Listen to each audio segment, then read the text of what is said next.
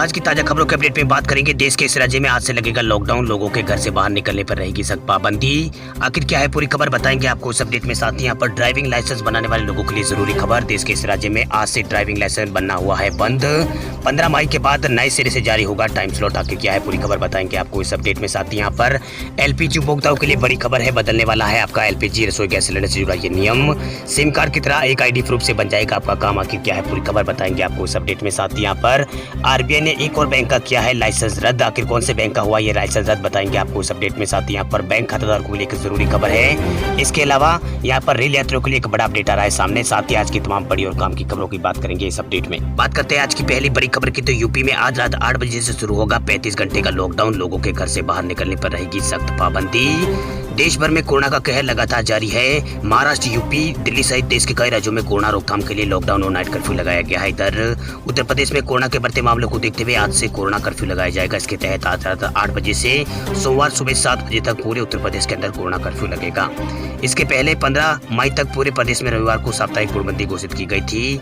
मंगलवार को यूपी की टीम 11 के साथ हुई अहम बैठक में मुख्यमंत्री योगी आदित्यनाथ ने इसका ऐलान किया था। उन्होंने कहा था कि राज्य में कोरोना के मामलों में तेजी से बढ़ोतरी हो रही है, ऐसे में हमें वीकेंड लॉकडाउन की ओर रुख यहाँ पर करना होगा। वही वीकेंड कर्फ्यू के दौरान लोगों को बिना काम के घर से बाहर निकलना पर बिल्कुल यहाँ पर पाबंदी रहेगी। साथ ही नियमों का पालन भी लोगों को करना होगा। वही सीएम ने ये भी कहा है कि वीकेंड कर्फ्यू की वजह से राज्य में कोरोना के मामलों में कमी देखने को मिल सकती है। राज्य में पूर्ण लॉकडाउन लगाने को लेकर उन्होंने कहा है कि हम राज्य में पूर्ण लॉकडाउन नहीं लगाएंगे। इस समय जरूरी है कि अधिक यहाँ पर सावधानी बरती जाए। वही मुख्यमंत्री कार्यालय के मुताबिक राज्य में पूर्ण तालाबंदी लागू करने की आवश्यकता नहीं है। कोरोना वायरस के प्रसार पर अंकुश लगाने के लिए उत्तर प्रदेश में वीकेंड लॉकडाउन जारी रहेगा। चलिए बात करते हैं अगली बड़ी खबर की, तो एक और बैंक का लाइसेंस हुआ है रद्द। जमाकर्ताओं को चुकाने के लिए पर्याप्त फंड नहीं, इसलिए आरबीआई ने लिया है ये फैसला। रिजर्व बैंक ऑफ इंडिया ने भाग्योदय फ्रेंड्स अर्बन कोऑपरेटिव लिमिटेड नाम का एक बैंक है महाराष्ट्र के अमरावती में, उसका लाइसेंस यहाँ पर रद्द कर दिया है। इस बैंक के पास पर्याप्त कैपिटल का अभाव है, वह अपने वर्तमान डिपॉजिट्स को चुका पाने में असक्षम है, जिसके कारण ये फैसला लिया गया है। आरबीआई ने कहा है कि बैंक की तरफ से जो डेटा शेयर किया गया है उसके मुताबिक वह 98% डिपॉजिट को पूरी तरह से रिफंड करने में सक्षम है। ये वापसी डीआईजीसी की तरफ से यहाँ पर की जाएगी। वही डीआईजीसी की तरफ से यहाँ पर 5-5 लाख रुपए रिफंड आप पा सकते हैं। वही डीआईजीसी एक्ट 1961 के प्रावधानों के अंतर्गत अब 23 अप्रैल से भाग्योदय अर्बन कोऑपरेटिव बैंक लिमिटेड के बैंकिंग बिजनेस पर इसने रोक लगा दी है। वही भारतीय रिजर्व बैंक ने कहा है कि हमने लाइसेंस को कैंसिल करने का फैसला लिया है, इसलिए क्योंकि बैंक के पास कैपिटल का अभाव है और वह बैंकिंग रेगुलेशन एक्ट 1949 के कई प्रावधानों को पूरा करने में असक्षम है, इसलिए यहाँ पर इस बैंक का लाइसेंस रद्द कर दिया गया है। चलिए बात करते हैं अगली बड़ी खबर की, तो बदलने वाला है आपके एलपीजी रसोई गैस सिलेंडर से जुड़ा ये नियम। सिम कार्ड की तरह एक आईडी प्रूफ से बन जाएगा आपका काम। केंद्र सरकार एलपीजी कनेक्शन देने के नियमों में बहुत बड़ा बदलाव करने जा रही है, जिसके तहत आप पैन कार्ड, आधार कार्ड या फिर वोटर आईडी कार्ड जैसे वैलिड डॉक्यूमेंट की मदद से नया एलपीजी कनेक्शन आप ले सकते हैं। वही मौजूदा नियमों के तहत बिना एड्रेस प्रूफ के नया एलपीजी कनेक्शन नहीं मिलता है। एलपीजी गैस कनेक्शन को लेकर मोदी सरकार बहुत जल्द बड़ा ऐलान कर सकती है। अब महज एक आईडी प्रूफ की मदद से आपको नया एलपीजी कनेक्शन मिल जाएगा। मौजूदा नियमों की तरह अब नए कनेक्शन के लिए एड्रेस प्रूफ देने की अब जरूरत नहीं होगी। मोदी सरकार के इस फैसले से बड़ी संख्या में पलायन कर रहे लोगों और दूसरे शहरों में जाकर पढ़ाई करने वाले स्टूडेंट और प्रोफेशनल को यहाँ पर राहत मिलने वाली है। वह फिलहाल एड्रेस प्रूफ के बिना एलपीजी कनेक्शन नहीं मिलता है। वह मीडिया रिपोर्ट के मुताबिक कहा गया है कि पेट्रोलियम मंत्रालय ने एलपीजी कनेक्शन से जुड़े नियमों में इस बदलाव के लिए विधेयक तैयार कर लिया है। इसे तेल कंपनियों को दे दिया गया है। नए एलपीजी कनेक्शन लेने के नियमों में डील के अलावा ग्राहकों को एक और यहाँ पर राहत मिल सकती है। इस रिपोर्ट में सूत्रों के हवाले से ये भी कहा गया है कि तीनों सरकारी तेल कंपनियां मिलकर एक इंटीग्रेटेड आईटी प्लेटफॉर्म तैयार कर रही है। मतलब ये तीनों कंपनियां मिलकर एक यहाँ पर इंटीग्रेटेड आईटी प्लेटफॉर्म तैयार कर रही है। इससे अगर किसी ग्राहक के पास एक कंपनी का गैस सिलेंडर है तो दूसरी या फिर तीसरी कंपनी का सिलेंडर भी ले सकेगा। वही एलपीजी कनेक्शन के लिए नए नियमों में प्रवासी मजदूरों, स्टूडेंट और प्रोफेशनल को बड़ी राहत मिलने की उम्मीद है।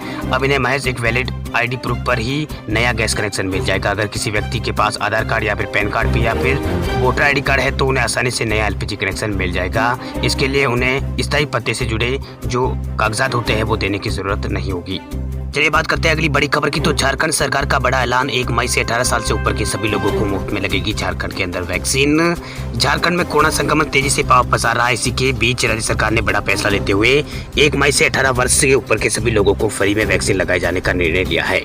मुख्यमंत्री हेमंत सोरेन ने इसकी जानकारी ट्वीट करके दी है। सीएम ने बताया कि राज्य में आज हुई मैराथन बैठक के दौरान ये फैसला लिया गया है। वही 1 मई से 18 साल से ज्यादा उम्र वाले लोगों को वैक्सीनेशन शुरू किया जा रहा है। इसकी तैयारियों के लिए यहाँ पर झारखंड में तैयारियां युद्ध स्तर पर की जा रही है। 1 मई से होने वाले वैक्सीनेशन के लिए यहाँ पर 28 अप्रैल से कोविन ऐप पर आप रजिस्ट्रेशन कर सकते हैं। वही फ्री वैक्सीनेशन को लेकर हेमंत सोरेन की घोषणा के बाद यहाँ पर झारखंड के लोगों को बड़ी राहत मिलेगी। वही झारखंड से पहले यूपी की योगी सरकार भी फ्री वैक्सीनेशन का यहाँ पर घोषणा कर चुकी है। यूपी, एमपी और छत्तीसगढ़, असम और यहाँ पर केरल राज्य में भी ये घोषणाएं हो चुकी है फ्री वैक्सीनेशन की। बात करते हैं अगली बड़ी खबर की। तो आज से उत्तर प्रदेश में ड्राइविंग लाइसेंस बनना हुआ है बंद। 15 मई के बाद नए सिरे से जारी होगा टाइम स्लॉट। यूपी के परिवहन विभाग ने एक बड़ा कदम उठाया है बढ़ते कोरोना संक्रमण को देखते हुए।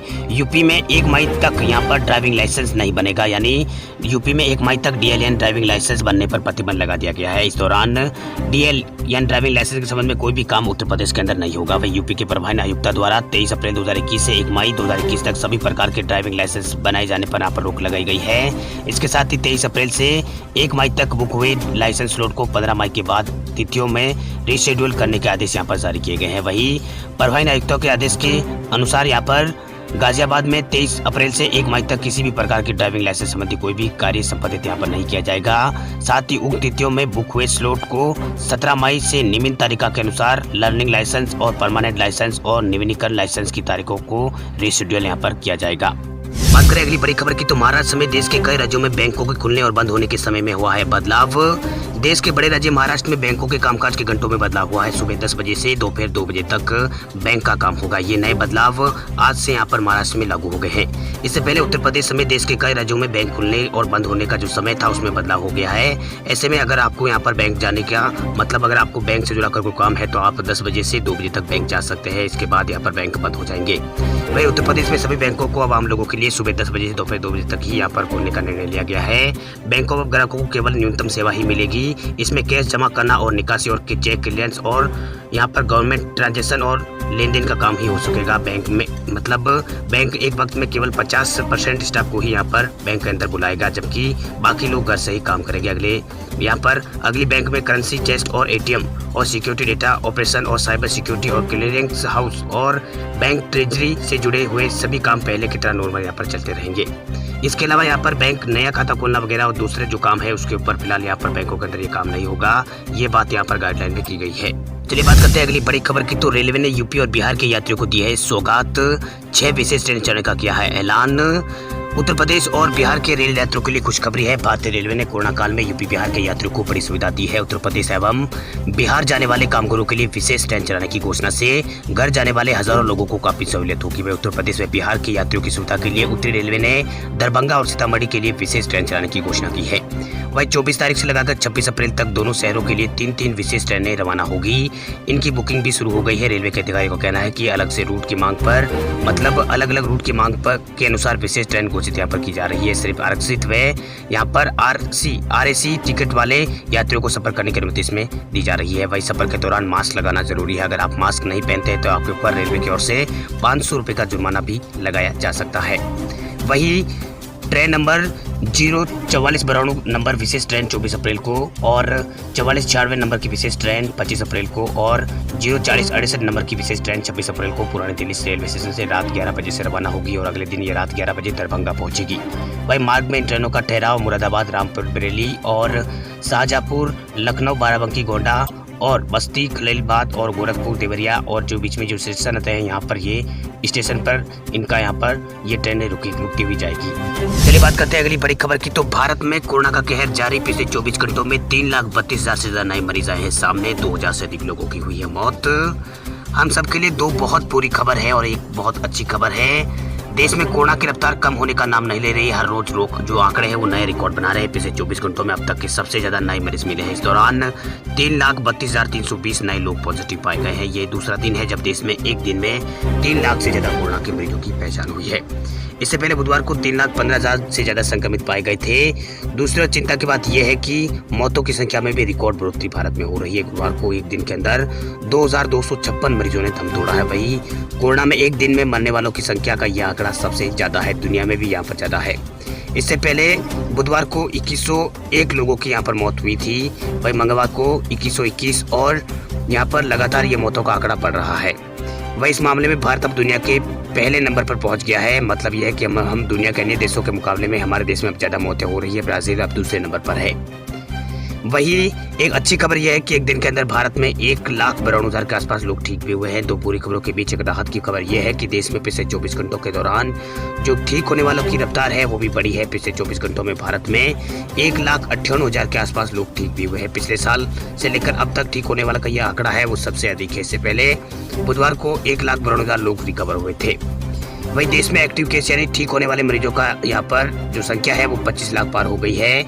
मतलब एक्टिव केस यानी जिनका इलाज चल रहा है उनकी संख्या 25 लाख पार हो गई है। पिछले 24 घंटों में ऐसे मरीजों की संख्या में 1,37,000 की बढ़ोतरी हुई है। इससे पहले एक दिन पहले भारत में सबसे ज्यादा 1,34,000 जो एक्टिव केस यहाँ पर बढ़े थे। वही देश में अब जो ऐसे मरीज है जिनकी संख्या मतलब एक्टिव है वो 24,22,000 के आसपास हो गई है जो एक्टिव है। वही देश में अब तक जो 24 मतलब टोटल जो मामले हैं उनकी संख्या भारत में बता देते हैं। भारत में अब तक जो कुल मौतें हुई है उसकी संख्या अब तक भारत में 1,86,000 के अधिक यहाँ पर मौतें हो चुकी है। वही कुल 24 घंटों में संक्रमित हुए मरीजों की संख्या यहाँ पर 24 घंटों में जो संक्रमित हुए उसकी संख्या यहाँ पर 3 लाख से ज्यादा है। वही अब तक यहाँ पर देश में इलाज कराए लोगों की संख्या 24,22,000 के आसपास है। वही सबसे ज्यादा मामले महाराष्ट्र में आ रहे हैं। महाराष्ट्र में पिछले 24 घंटों के दौरान जो मामले आए हैं वो 67,000 से ज्यादा आए हैं। वही 568 लोगों की इस राज्य में मौत हुई है। अब तक यहाँ पर 40,54,000 के आसपास मामले आ चुके हैं टोटल सामने। वही अभी इस राज्य में 6,99,000 यानी 7 लाख के आसपास यहाँ पर एक्टिव केस है। वही दूसरे नंबर पर आता है यूपी। तो यूपी में कोरोना का कहर लगातार जारी है। यूपी में पिछले 24 घंटों में 34,000 के आसपास कोरोना के केस आए हैं। 16,000 से लोग ज्यादा रिकवर हुए हैं। वह 155 लोगों की यहाँ पर मौत हुई है। वही दिल्ली में अब 2.5 लाख से भी ज्यादा एक्टिव केस चल रहे हैं ये यूपी के अंदर।